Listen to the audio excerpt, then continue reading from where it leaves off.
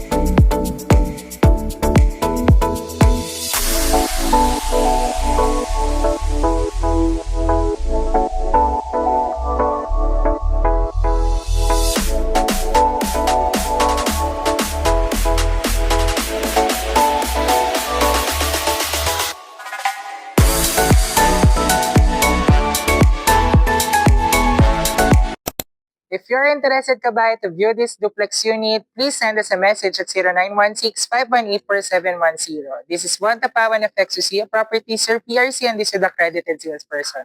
Thank you for watching kabahay and see you on the next vlog.